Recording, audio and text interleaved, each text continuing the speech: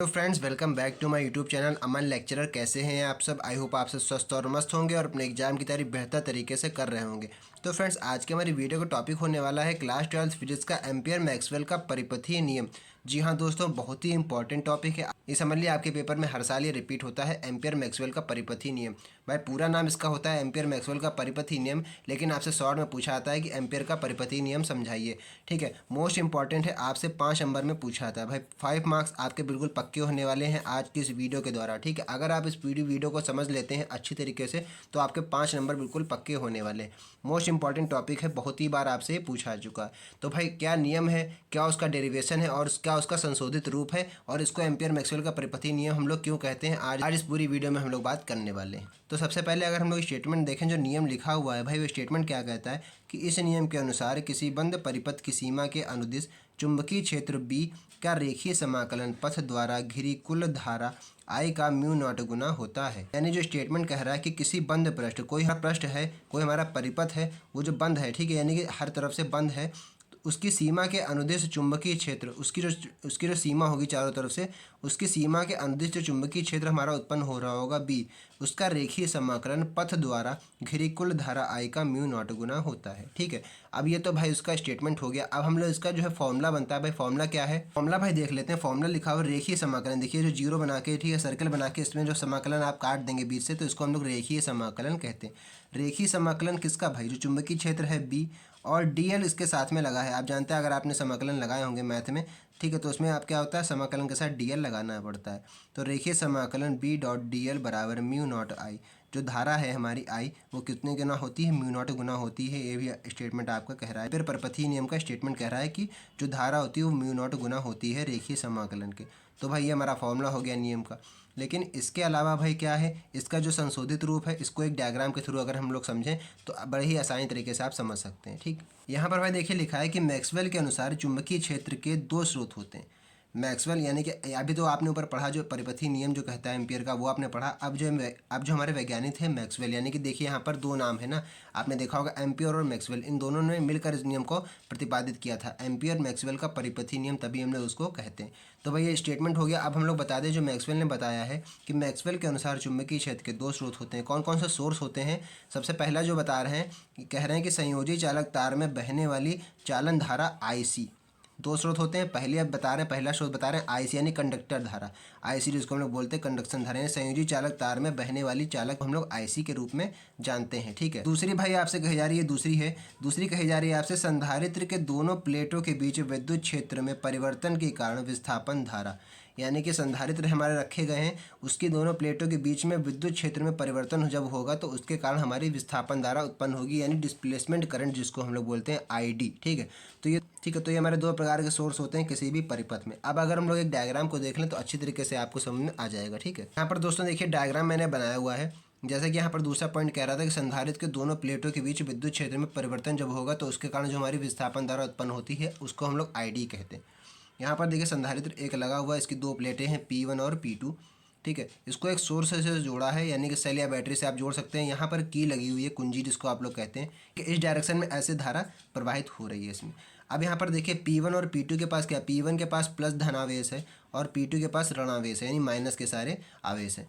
तो यहाँ पर अब आप देखिए, यहाँ पर जब इन दोनों प्लेटों के बीच में जो हमारी धारा उत्पन्न होगी उसको हम लोग ID के रूप में जानते हैं। ID यानी कि डिस्प्लेसमेंट करंट जिसको हम लोग कहते हैं। ठीक है, डिस्प्लेसमेंट करंट के नाम से हम लोग ID को जानते हैं, तो उसी को हम लोग विस्थापन धारा कहते हैं। भाई देखिए संधारित्र है हमारा, इन दोनों प्लेटों के बीच में जो परिवर्तन होगा, विद्युत क्षेत्र में जो भी परिवर्तन होगा, तो उसी को हम लोग विस्थापन धारा कहते हैं।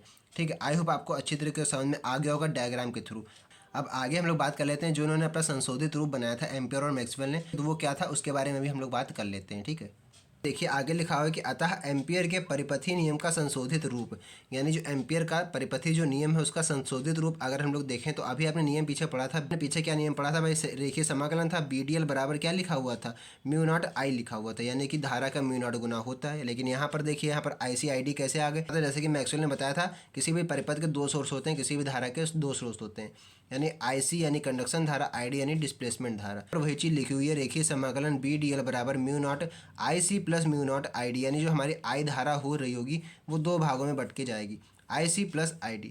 2 प्रकार से धारा बटेगी, तो इस प्रकार से हमने लिख दिया IC प्लस ID। अब अगले स्टेप में भाई क्या होगा, या रेखीय समाकलन BDL इसी प्रकार से लिखा रहेगा बराबर म्यू नॉट, दोनों में कॉमन मिल रहा है तो म्यू नॉट बाहर ले लेंगे और अंदर क्या बचेगा IC प्लस ID बचेगा।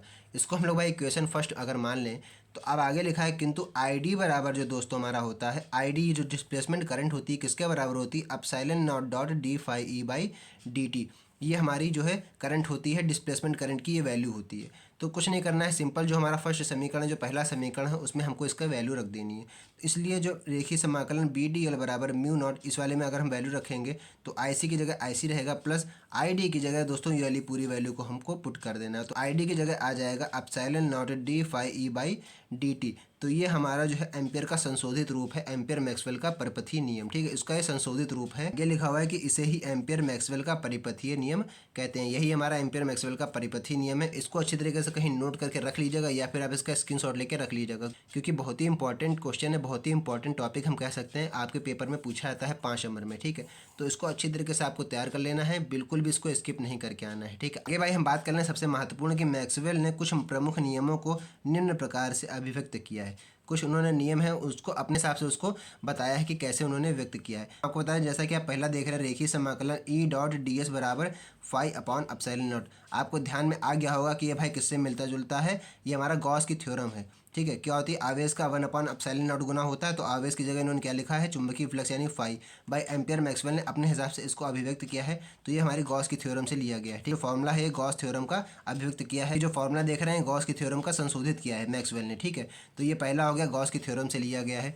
दूसरा आप देख रहे हैं रेखीय समाकलन B डॉट DS बराबर 0। ये विभवांतर का होता है, विभवांतर का होता है कि रेखीय समाकलन जब किसी भी चुंबकीय क्षेत्र का करेंगे तो क्या आएगा, आंसर 0 आएगा, ठीक है। तो ये हो गया हमारा संशोधित रूप है। अब तीसरा देख लेते हैं भाई, तीसरा दोस्तों बहुत ही इंपॉर्टेंट है, रेखीय समाकलन E डॉट DL बराबर फाई बी बाई dt। यानी यहाँ पर क्या कहा जा रहा है आपसे, यहाँ पर आपको याद आ गया होगा ये फैराडे का नियम है, फैराडे का द्वितीय नियम है। जो हमारा फैराडे का द्वितीय नियम क्या कहता है, जो प्रेरित विद्युत वाहक बल होता है वो चुंबकीय फ्लक्स के समानुपाती होता है।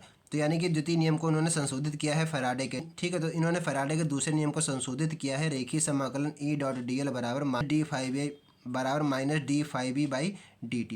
तो ये हो गया फैराडे का द्वितीय नियम। और चौथा और सबसे महत्वपूर्ण है रेखीय समाकलन B डॉट DL बराबर mu naught IC plus epsilon naught d phi E by dt। ये शायद आपको याद आ गया होगा, यही तो एम्पियर परिपथी का नियम है जो अभी आपने ऊपर पढ़ा है।